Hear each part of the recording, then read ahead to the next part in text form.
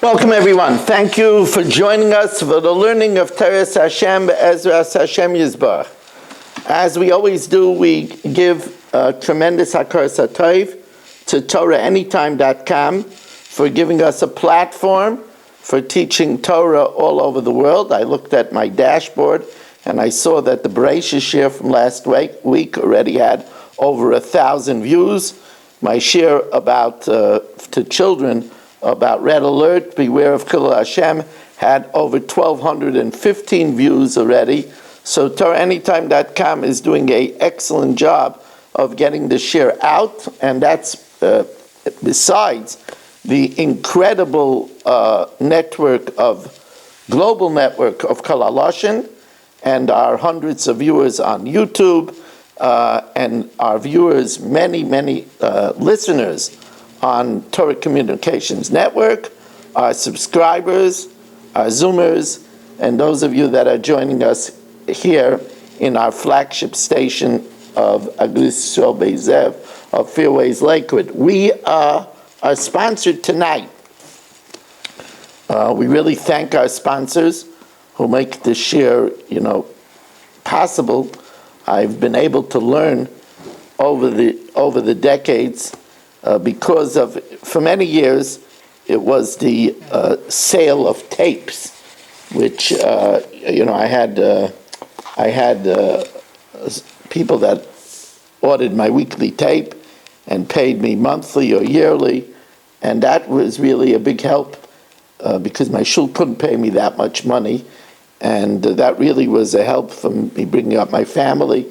Then it went to CDs, and now pretty much since the internet took over and everything is available to everybody for free, the sale of tapes and CDs now disappeared, and the support comes from the subscribers. I mean, the sponsors that sponsor a share, the regular sponsorship, the diamond sponsor, the sponsors of the Daf Yomi, the Mishnah Yomis. So this week, my dear Talmud, Nachman Chapler, is sponsoring the share in loving memory of his father, of his Yortzeit, Rav Tzvi Hirsch, Ben Rebbe Eliyahu Yecheskel. His neshama should have an aliyah.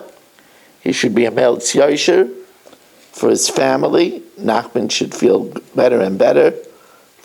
It should be good parnasa, and he should have a lichtige Gan Eden. If you would like to sponsor, we do not have a sponsor for Lech Lecha. If you would like to be a sponsor, you can text me at 718-916-3100. You can call me too, but texting works, 718-916-3100, or email me at rmmwsi, Rabbi Moshe Meir Weiss, Staten Island, rmmwsi at AOL.com. As we mature in our learning of Torah, we find out things about the Torah that we didn't know. They didn't teach it in school. This is a very obvious reason why they didn't teach it in school. It says, Shem, Cham, and Yafes, Shloisha Eila B'nei Noach. These three are the children of Noach. So the Tu'umim, the holy Tu'umim, Zecher Tzadik L'Vrachas Chusi Yagan Aleinu, says, Minyana Asala Shmina, comes to teach us a number. I mean, we know that Shem, Cham, and Yafes is three. Why does the Torah have to say, Shloisha Eila B'nei Noach? These three are the children of Noach. You just said Shem, Cham, and Yafes. I tell you that I have 6 children: Chemya, Chani, Yaakov, Devora, Rina Tzivya, and Yocheved. These 6 are Rabbi Weiss's children. I just told you 6. Why I have to say these 6? So the Tu'umim fills us into a very sordid event that happened. It says, Vayar Cham es ervas aviv. Cham saw, when Noach drank the wine, and Vayizgal b'soich Ahaloi, and he became uncovered in the tent. So it says that the wicked Chum saw the nakedness of his father. And Rashi says it wasn't just that he looked at his father's exposed body. It says that either he castrated him so that there shouldn't be any more competition for the Yerusha. Money, what money does to people. Or he molested his father. But the Tumim says that when it says Chum saw Ervas Aviv, it's a reference to what it says in Achrei Mos, Ervas Avicha lo yisegala. The nakedness of your father you shouldn't uncover, referring to your father's wife. And therefore, when it says Vayar Chum es Ervas Aviv, says the Tumim that, remember, this was right after they came out of the Teva. In the Teva, they weren't allowed to have relations because the Olam was shari b'tzar, the world was in distress, and when the world was in distress, it's not proper to have relations. And also, you might argue then after the 40 days and 40 nights when everybody perished, so why couldn't they have relations? But we said that the Teva had the Kedusha of the Mishkan. Therefore, they didn't have relations in the Teva. Also, they didn't want to start having more children in the Teva. So, Noach wasn't with his wife for a full year. So he came out, he was going to be with his wife. But then he got shikker. It says he was completely out of it. It was dark. Naamah was expecting him. And Chum took advantage and went to his mother instead of the father. Naamah became pregnant. And from that, Canaan was born. People thought that Noach had a fourth child, Canaan. But it wasn't his child. It was Cham's child. It says the Tumim, that's why it says, Shloisha Eila b'nei Noach. Only these three were Noach's child. The fourth one that she gave birth was not from Noach. And that explains why the Pasuk also mentions Chum hu avi Canaan. Chum was the father of Canaan. What do you mean? He had 4 children. What do you mean Chum hu avi Canaan?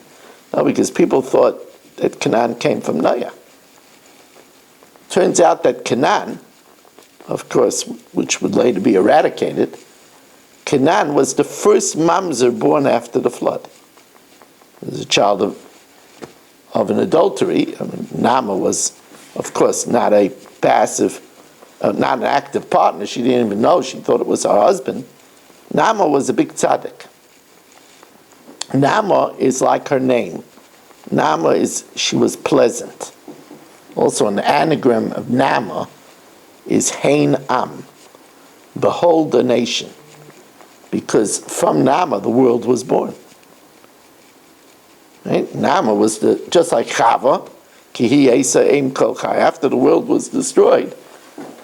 But from Naamah was the entire world. That's why Naamah is an anagram of Hein Am. That's my own thought, but it's clearly so.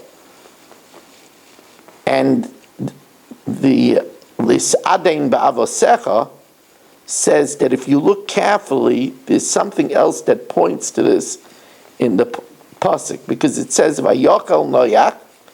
Noach became profane by drinking. Vayizgal, he became uncovered.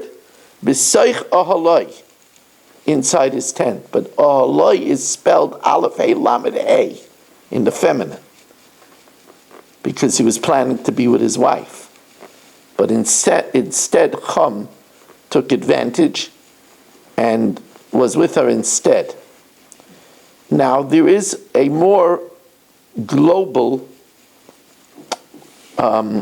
lesson from this. Today I gave in the Enclave Clubhouse a shir to women, and the the topic was what to take away from Yom Kippur and Rosh Hashanah. The whole world was just destroyed. And the world was destroyed ki hishchis kol basar es darkei al haaretz, because there was sexual perversion. And this was known because many animals came to the Teva. The Teva only accepted those animals that also did not sleep with its other kinds. It was clear that the world was destroyed because of its incredible perverted immorality. We'll see later that wasn't the nail that was in the coffin, but ki hishchus kol basar. And yet, the first day after they came out of the flood, Ham does such an act of depravity. Whether, according to Rashi, he molested his father, according to the Tu'umim, he had adultery with his own mother. It's very possible for people to see the destruction of the entire world and not take a lesson. It's very frightening. Very frightening. And there's another thing that we see from this story.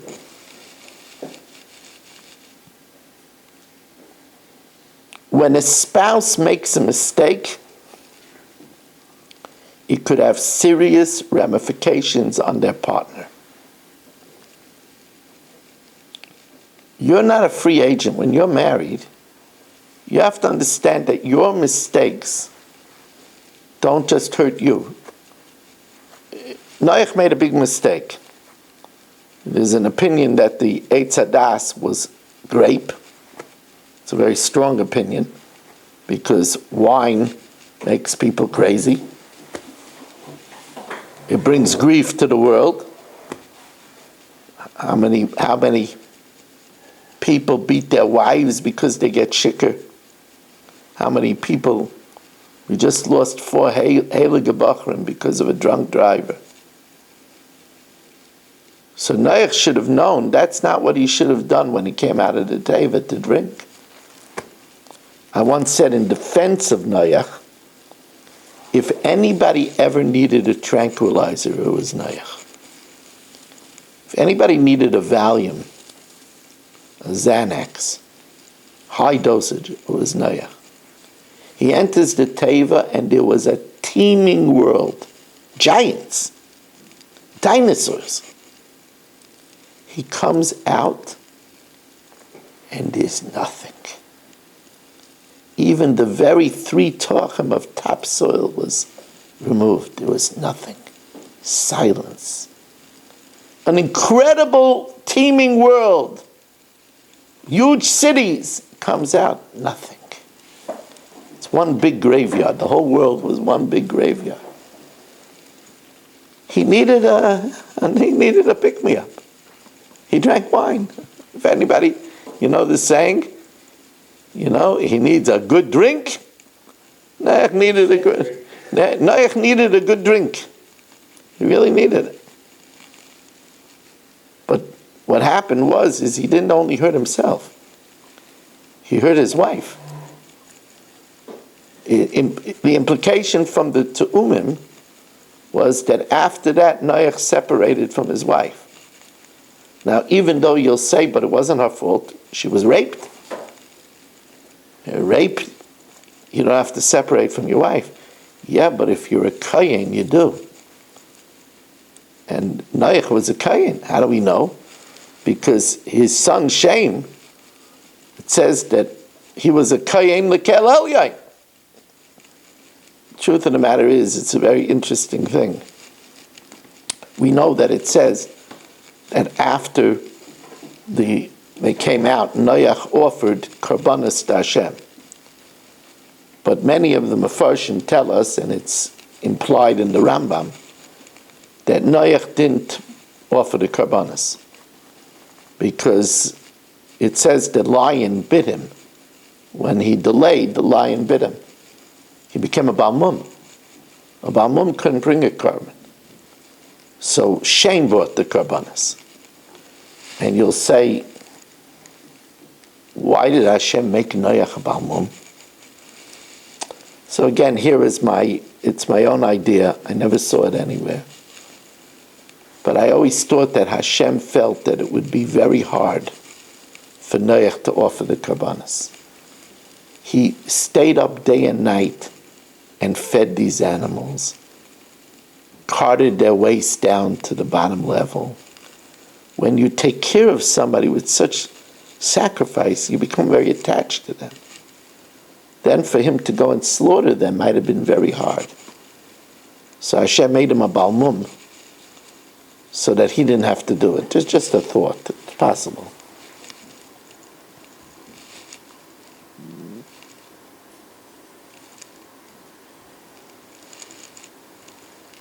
As to why Noach deserved that the lion should bite him, I mean, it says that Noach didn't sleep.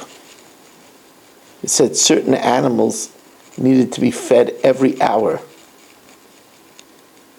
carting all the dung downstairs, trying to figure out, he said for certain animals, he had to make the food wormy and feed them the worms.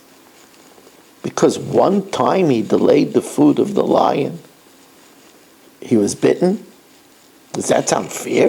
One time? Don't give a person a chance? So I saw that Rav Epstein says a very, very interesting thing. Avram met Shem. They had a famous meeting. Avram met Shem, the son of Noach. Actually, Avram and Noach's lives overlapped for 58 years. But there's no recorded meeting between Avram and Noach. They say that that's why Noach is B'gematria 58 years, because he lived with Avram for 58 years. But there's no recording that Avram met Noach. But he met Shem. And Avram asked Shem, how did you survive in that boat? And by the way, a thinking man, the survival in that boat for a year makes no sense at all. Al pi derech hateva, it makes no sense. First of all, it was hermetically sealed. Mibayis u'michutz b'kofer. As a matter of fact, the Mefarshim learn that it says that Hashem sealed the Teva. And they ask, why did Hashem seal the Teva? Why couldn't Noach seal the Teva? So you could answer that because the Rishon tried to kill him. They said, if you go in there, we'll kill you. So Hashem sealed it and protected them. Others learn because if Noach closed the door, he wouldn't be able to seal the crack with sealant. Couldn't do it once the door was closed. So Hashem sealed it to make it completely sealed. So it's hermetically sealed. That means that the boat was the biggest gas chamber in the history of mankind. You ever go to chicken coop? It stinks. Imagine being in a boat that had the dung, the feces of the entire animal kingdom. Rhino dung, elephant dung, monkey dung, dog dung, chicken dung, for an entire year. And it was hermetically sealed. It's the biggest single gas chamber in the history of mankind. Besides that, how'd they breathe? Another question. Noach brought in food. It doesn't say anything about water. What was the water source of the Teva? I know it rained, but they couldn't get in. The Teva was sealed. What did they drink? It doesn't even tell us. For an entire year, what did they drink? The entire animal kingdom. You know how much just a camel drinks? What they drink for an entire year? What was the source of water? There's another question. Noach was completely blind. You couldn't see outside. The sun and the moon didn't operate anyway. How did he navigate through all the debris, all the dinosaurs, all the houses. How did he navigate through the mountains? Landed on Hari Ararat. He had no steering, there was no steering mechanism built in the Teva. Why wasn't it? You talk about the Titanic hitting an iceberg? That boat had to be able to hit 1,000 different types of debris. How did it steer? Avram had all these questions. And Avram asked Shem, what happened? To me, it doesn't make sense. How do you survive? Shem gave him an answer. My father didn't sleep. He was busy feeding the animals and taking care of them day and night. And it was in the schus of chesed, oilam chesed yibana, that we survived in the Teva. Says Rav Epstein, the one moment that he delayed the lion, so at that moment he didn't do chesed, they were in danger of being smashed to smithereens. So that moment the lion bit him. Because everything was miraculous. There was no refrigeration on the boat, the food couldn't last, there was not enough room on the boat, there was no air on the boat, there was no water, everything was a miracle. And it's from there that it says Avram embarked on chesed, and knowing that chesed is vital, when you're the Avram HaIvri against the entire world, you have to maintain chesed at all times, even in the third day of your circumcision, even when the sun was out. Avram learned that from Shem. Anyway, I didn't mean to talk about all of this. I digressed, but it's really very important to the understanding of Parshas Noach to understand these things. Vayamas Haran al pnei terach aviv. Haran died in the presence of Terach, his father. It was a great tragedy, Haran. Haran, we don't make Haran into a special person only because he was contrasted with Avram Avinu.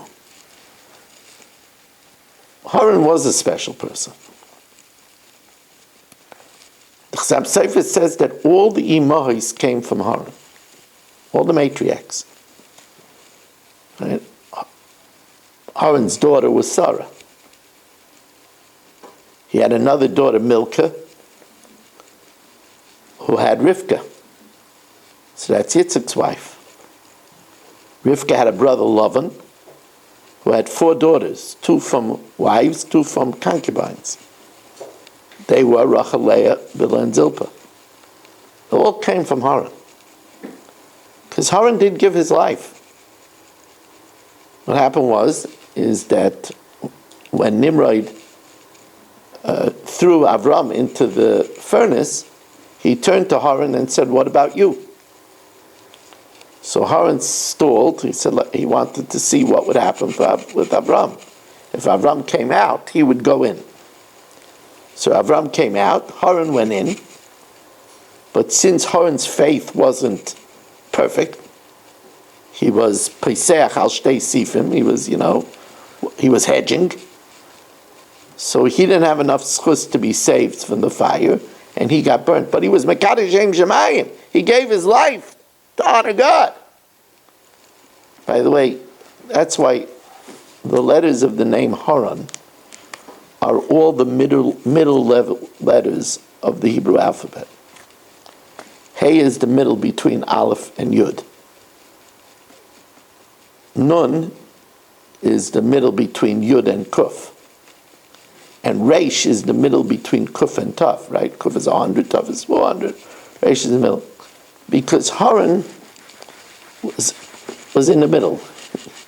He was on the fence. Now, normally middle is good, right? The Shvil Azov. But here, hedging when it comes to faith is not a good thing. That's why Aaron has all those 3 letters with the Aleph. Aaron was a person that walked the middle path. That's why he was the Ish Shalom. He was the man of peace. There was no radical behavior in Aaron. But it's good to balance only when you have the Aleph before. The belief in Hashem. Aleph is the one and only, the chief. Aleph is a diagonal vav and 2 yuds, which is 26, the ineffable name. But this story, everybody knows. I wanted to introduce you listen to my share to perhaps hear something new. So there's a Zohar. The Zohar says the fate of Haran was decided in a different way. See, what happens is it says they watched in amazement. Avram walked around in this furnace for 3 days and 3 nights, inside the furnace. When he came out, so Nimrod's advisors said, you know why he was saved? Because his father was a very big manufacturer of idols. And he was Mezakeh Sarabim. He caused many people to be able to worship. So Abraham was saved because of his father. So somebody said, well, if that's true, let's throw Haran in. And they threw Haran in and he wasn't saved. So they saw it wasn't because of the father. It was because of Avram. Again, Haran generated a Kiddush Hashem, a sanctification of God's name, proving that it was the merit of Avram. And by the way, this pshat of the Zohar is pure in the pasuk, because the pasuk says, "Vayomas Haran al pnei terach aviv," which can be interpreted to mean that Haran died because of the claim that they said that it was terach tzachos. So in order to show that it wasn't that way, Haran was thrown in and they saw that he died. So it wasn't in the merit of that his father was a big idol manufacturer.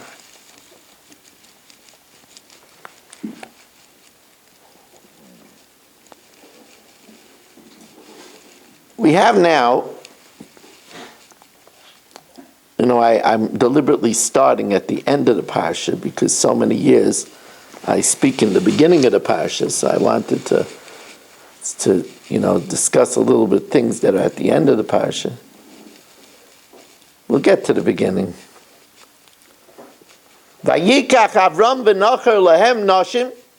Avram and his brother, now there's only 2, Haran died. Avram and Nachor took wives. Now it's interesting that they did a kind thing. They married their nieces. Now their nieces were orphans. So they married Haran's 2 daughters. So V'yikach Avram v'Nachor lahem noshim. Shem Eishes Avram Sarai. The name of the wife of Avram was Sarai. V'shem Eishes Nachor Milcah. And the name of the wife of Nachor was Milcah. Who are these girls? Bas Haran. This discussion why it doesn't say Benos Haran, because, and the pasuk says Avi Milcah Avi Yiska. Haran was the father of Milcah and the father of Yiska. Yiska was Sarah.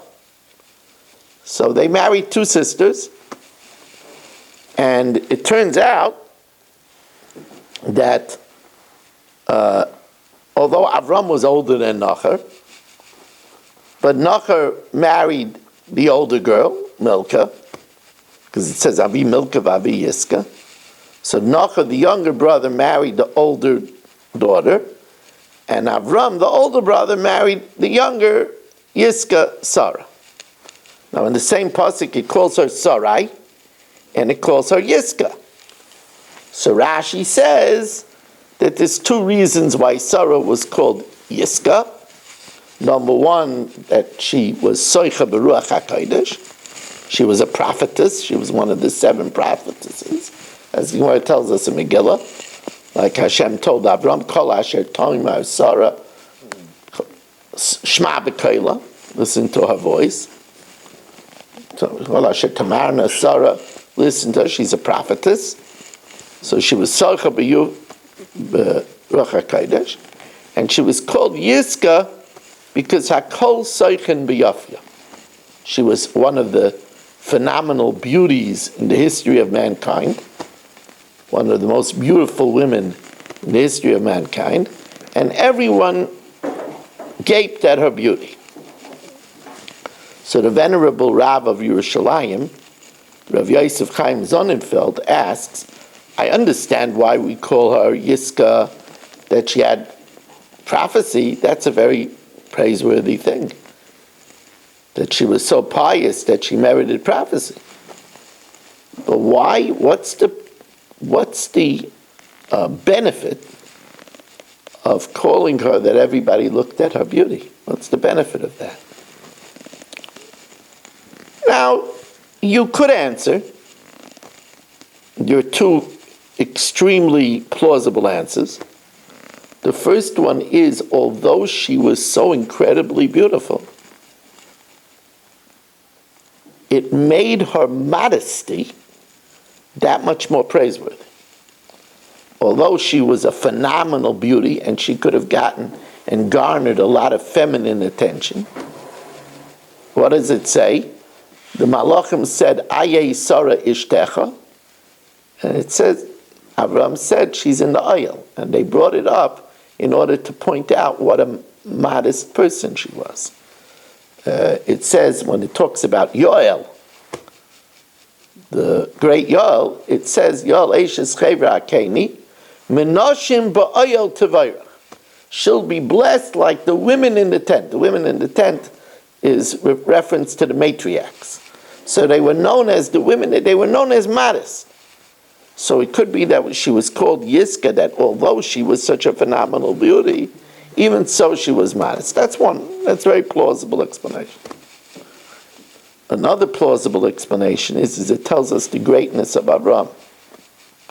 Because when they came to Egypt, when they had to derail their journey because of the famine, and they went down to Egypt, and Avram saw the Nile, he saw the reflection of his wife in the Nile.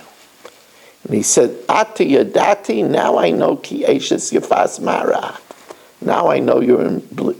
And Rashi says, now he knew. He didn't know beforehand. So even though everyone looked at her own husband, his mind wasn't into her beauty. That's not why he married her. And it tells us of the greatness of Avram. That's also plausible.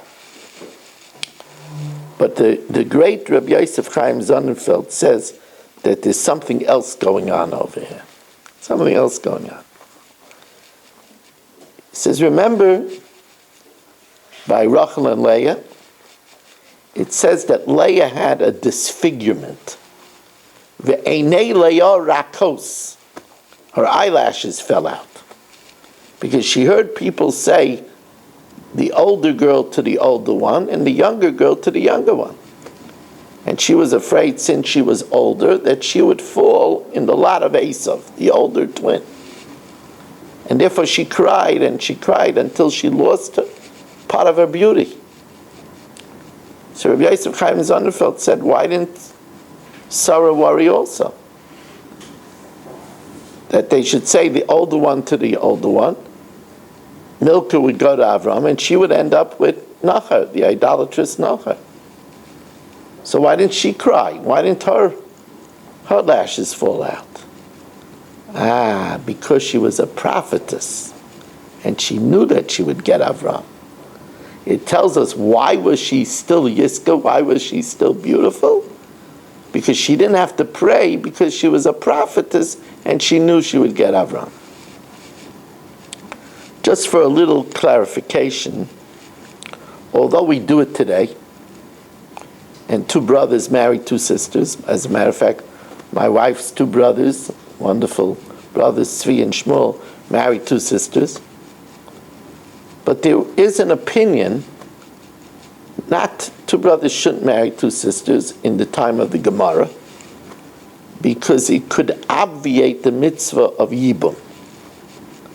Because if, let's say, Reuven and Shimon marry Rachel and Leah, if Reuven dies childless, Shimon would not be able to fulfill the mitzvah of Yibam because Rachel would be his wife's sister. So in order not to obviate Yibam, so they didn't marry two sisters. And yet here we see that they did. So it's really no question, because you'll say it's before Matan Torah. There was no mitzvah of Yibam yet. It's even more complex than that. Because you'll wonder, Taka, if Sarah was such an incredible beauty, why didn't Nachor insist on marrying her? Nachor would want the beauty. But remember, it says that Sarah was an akara ve'ein lo velad. She didn't even have a womb. Chazal say she was an islandess. So perhaps that's why he didn't marry her. He wanted to have children. It says Avram was an oker. He was b'derech hateva sterile. This makes Yibam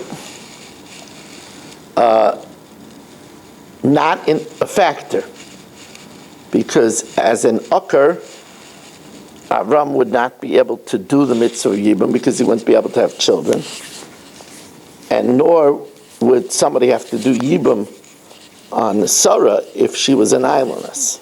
That's just a side point.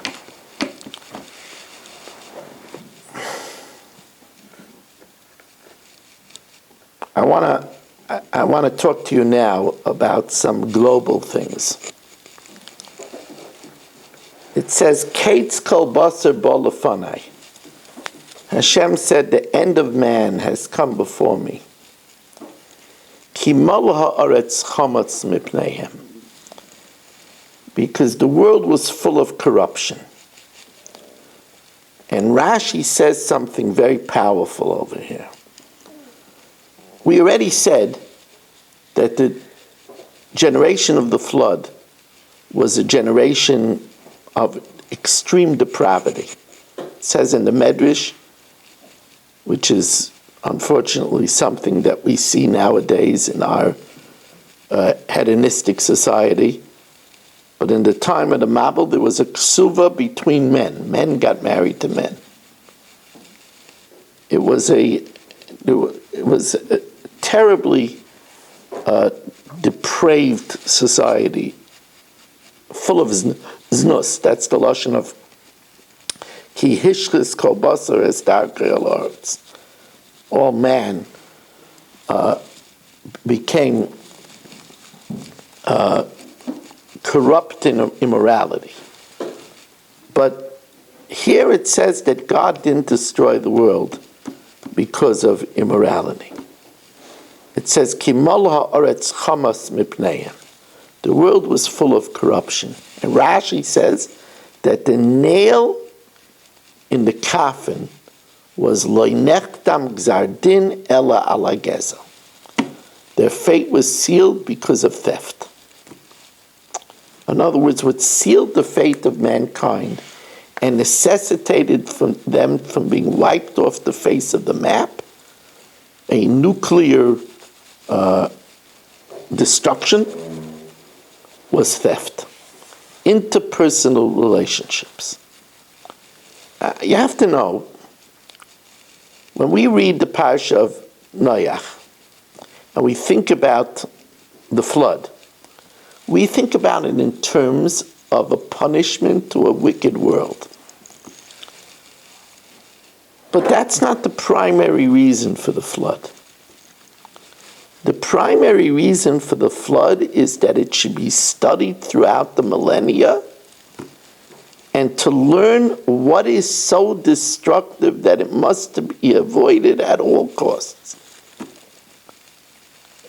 And we're learning that it's interpersonal relation. But by the way, this is the same thing as the Makkos, the 10 plagues. Most people learn that the 10 plagues is to teach the Egyptians. But those Egyptians, they're going to drown 7 days later in the Red Sea. The main purpose of the 10 plagues is not for the Egyptians. The main purpose is that throughout the millennia, every Seder, we're going to teach our children and learn and study the plagues and learn about midah keneged midah and measure for measure. The main purpose is for us. And the same thing is true with the flood. We have to learn that Hashem wants us, we're brothers, we have a common father. That's what it says. Achenu kol beis Yisrael. We always say this after Tehillim when we daven for Eretz Yisrael. Achenu kol beis Yisrael and the Sunnah Batzav Yisrael. Brothers, all of Beis Yisrael. We're all brothers. Why are we all brothers? Because we have a common father, Avinu Shebashamayim, our Father in heaven. And Hashem wants brothers to get along, brothers and sisters to get along. That's a big lesson. Their fate was sealed because they stole from each other. They didn't have regard for one another. I've told you in the past that I like to read biographies, not of Winston Churchill. I like to read the Art Scroll biographies, other well-written biographies of Gedolim. I learn from them. When I hear that Rabbi Yaakov in his biography, it says that Rabbi Yaakov, when he was in the hospital, although he had all kinds of tubes in his right hand, he struggled to pick up the cup to drink with his right hand. And the nurse said, Rabbi, your left hand is encumbered. Why don't you use your left hand? It's so hard to pick up the right hand with all those tubes and blood pressure cuff and everything. He said, when I make a blessing, I hold it in my right hand. The rest of my life, I make sure I make a blessing, I hold the cup in my right hand. That's the benefit of a biography. When you read the biography of Rav Dessler, and you see that Rebbetzin Dessler was walking with her daughter, and her daughter stopped to admire something in the window of a pawn shop. And her mother said, we never enjoy something in the window of a pawn shop because it's there only because somebody couldn't afford it and had to sell something that they love. So we don't enjoy anything in the window of a pawn shop. That's a game changer. Or in the biography of the Manchester Rosh Hashiva of Segel, where he says that his custom was that if he couldn't be sure that he'd be able to bench slowly, he didn't wash.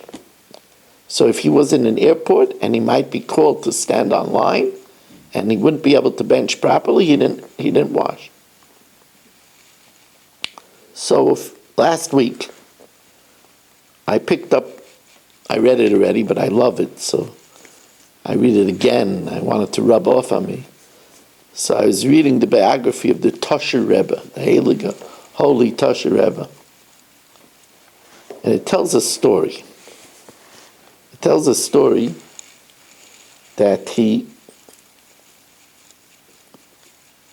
was by his tish with hundreds of Hasidim, and before everybody there was a bilkula, a small challah. One of the Bachrim, his mother baked him a challah. So he was gingerly unwrapping the silver foil. And another Bachar, who was probably very hungry, saw that tasty challah and grabbed it from him. He grabbed away his mother's challah. He was incensed and he was about to rip it out of his hand when the Rebbe, with his amazing peripheral vision, saw the byplay, and he held his hand and went, leave him alone. So of course the Rebbe, the boy sits down, but in his heart he was probably incensed that he lost his mother's challah. This boy was a thief. But it was short-lived, because moments later, Rebbes, they have 12 challahs for their Lechem Mishnah. The Rebbe sent him one of his 12 challahs, an unheard of honor. Afterwards, the Rebbe called him over and said to him, I plead with you, don't have a hakpada on another yid. Try not to be angry with him. Try not to bear a grudge. Don't have hakpada on another yid. That's something uniquely Jewish. The other boy was wrong. But we're brothers. So I have to tell you, I read this. I always say to myself, just reading these things isn't worth anything. You have to try to put it in use in life. The next morning, I got a chance to put this into use. I don't usually daven in my shul in the morning. They daven 7:30, which to me, I work very late in the night. It's too early. So I daven in one or two of the beautiful shuls in Lakewood that have later minyanim. But in these shuls, those that go to daven for the Amid, it's potluck. And this particular day, the one who went to daven was a speed racer. He was daven so fast you couldn't. And I was very annoyed. What is he? Where is he running? Especially so late in the day. Where is he running? And I was about to turn to see who it was. And then I said, no, why should I look? If I see him, I'll have a akpad on another Jew. So I steeled my neck and I didn't look to see who it was. That's taking something out of the Tosha Rebbe's book. Try not to have akpad on another yid. It could be righteous indignation. It could be deservedly so, as this boy who lost his mother's bilkala. I want to tell you something. It says about Reb Shloimke Mizavil, the Heilige Reb Shloimke Mizavil, that he had around his shtibel, his klois, his shul, wild cats. And he would bring out bowls of milk and take care of the wild cats. And people would ask him, why don't you shoo away the wild cats? And he said, finally, they badgered him. He said, those cats are Gilgulim, are reincarnations of people from two Hasidus that didn't get along with each other. They had to come back. But they didn't come back as humans. They didn't come back as goyim. They didn't come back as Torah animals. They had to come back as Tomei Dika wild cats. We have to work on our interpersonal relations. Of course, first, we have to work on it with our own, with our own family, with our spouse. And then we bring it further and further. But now I want to talk to you about something else global.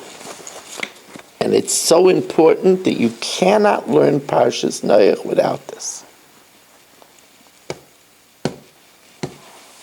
V'Noach motza chen be'enei Hashem. Noach find favor. That's at the end of Bereshis. Noach found favor. Says the Orach Chaim HaKadosh, and it's a tantalizing Orach Chaim HaKadosh. Orach Chaim HaKadosh says that Noach, even with his tzidkes, would not have been saved. He would have gone down with the ship. Excuse the pun. He wouldn't have been saved. Because when indiscriminate punishment comes to the world, it's not mafchen bein tov l'ra.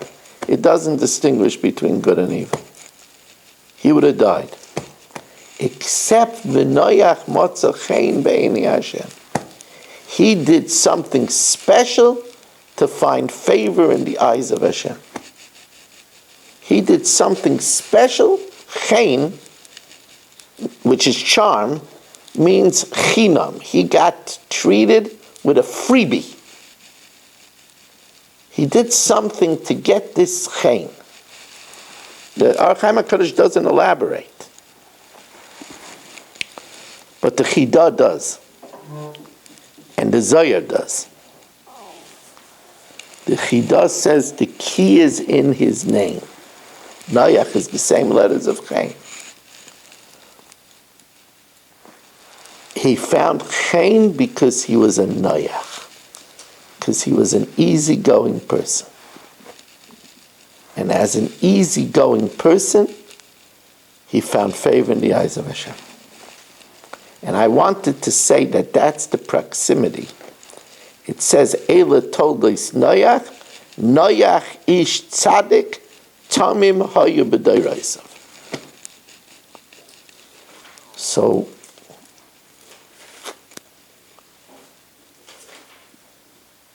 Noach was a person that we call Mukhtar b'nimusim. Noach was crowned with titles. Today, in today's society, we have titled people. Right? A person has an alphabet soup after their name. MD, PhD, ESQ, LCSWR. They have a whole alphabet soup after their name. Noach was a titled person. Look at Noach. Ish, he was a mensch, a tzaddik, righteous person. Tomim, he was perfect. Es Elikim es Alik Noach, he walked with God. He was an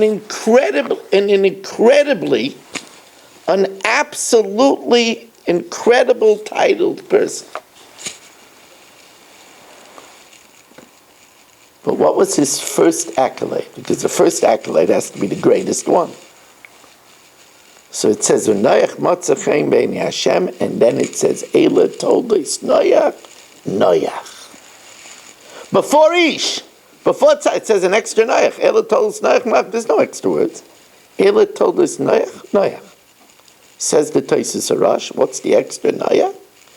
Eila told us, Noach. He was an Ish Naicha, a gentle person, an easygoing person. That's more than an Ish, more than a tzaddik, more than a tamim, a gentle person. So you'll say, Rabbi Weiss, don't get carried away. I mean, it's nice to be gentle, but come on. So refer yourself to the famous Mishnah in Pirkei Avos. If you want to make a reality check and you ask yourself, Moshe Meir Weiss, is God happy with you? Is God pleased with you? Interesting question. How do I know? There's a Mishnah. Kol sheruach habrius noichei menu, ruach hamakam noichei menu.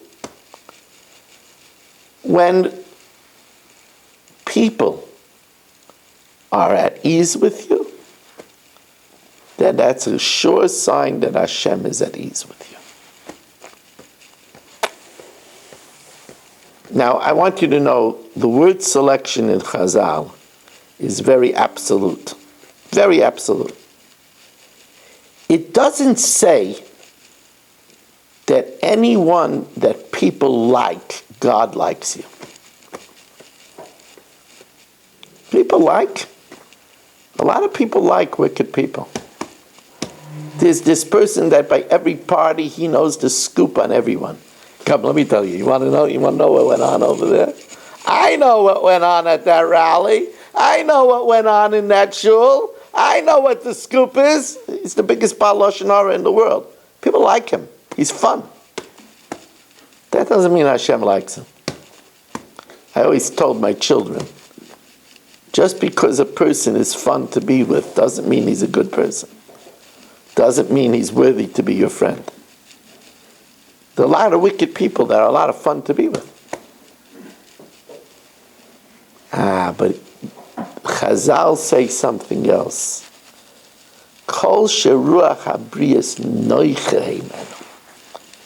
People are at ease with you. They're not walking on eggshells with you. They feel at ease with you. You're an easygoing person. An ish naicha. Such a person, ruach hamokim leichem menu. And says the Chidah, says the Zayah, that's the Noach Chen. Noach found favor even though he was living in a terrible world, a world of corruption, but he was at ease with people. That finds favor in the eyes of Hashem.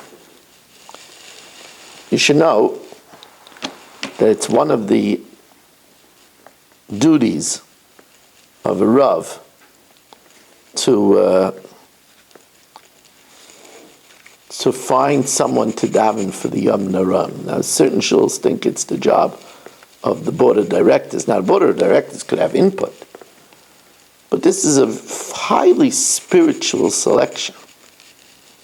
The one that davens for the Amid is the Shliach Tzibur, is the ambassador to pray for people's life. It shouldn't be decided just because he has a pleasant voice and knows the nusach and can carry a high note and knows nice songs. Chazal tell us that there is a special feature to look for the Baal Tefillah, especially on the Yom Narav. And that is a person that's mu'rav im abrias. A person that mingles with people. People get along with him. Such a person the Rebbeinu Shalom likes. And that's a tremendous factor in protection. This is an important thing to learn. When a person is an ish naicha, this is one of the things that the Orach Chaim was undoubtedly referring to. When a person is an ish naicha, when he's an easygoing person, ruach hamokam noichem menu, and that's caused Noach to be saved and his family. Noach motzachim b'nei Hashem. This is, I have to tell you, I was around Rav Moshe for over a decade. He was known as the Gadol Adar. He was very easygoing. He's very easygoing. Now, when people ask me for a translation of Ish Naicha, so I say there's a Yiddish word that although I'm a word master in the English language, I consider myself a connoisseur of the English language, I have never found an equivalent word in the English language for this Yiddish word. There's a Yiddish word that's called Edelkeit. Edelkeit, an edler mensch. It's a mixture of gentleness, refinement, nobility of spirit. That's an ish naicha. The Ramban wrote what is probably the most famous letter in the history of the Jewish people. It's called the Igeres Ramban. That is also the Igeres Hagra, but there's called the Igeres Ramban. Some people read it every day. Some people read it once a week. Ramban was writing advice to his son. Shma b'ni musar avicha. You know what the very first thing he says is? When you're giving musar to your child, there's a lot of things you could say. Don't look at what you're not supposed to. You know what he starts with? He starts with the objective. Sheyu kol dvarecha b'nachas b'kol adam b'kol eis. That's 3 calls. All your words should be gentle, not just most of the time. To all people, even those very difficult people. At all times, even before Shabbos, even before Yom Tov, even on B'dika night, even during tax season. But that's the first thing he teaches his son. Be gentle. You should know, I believe, that the difference between a routine marriage, a stale marriage, a humdrum marriage, and a magical marriage is a lot to do with how we talk to our spouse.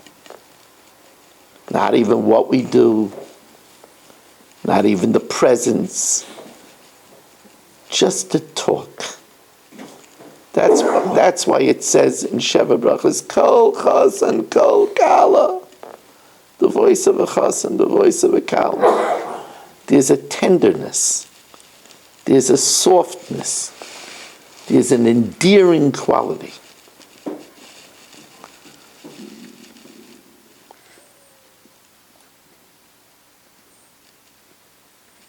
So let's try to strive for this.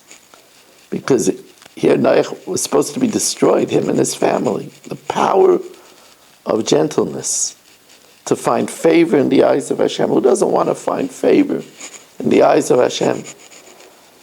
Yalav Yavo, I should have wished everybody a good Chodesh.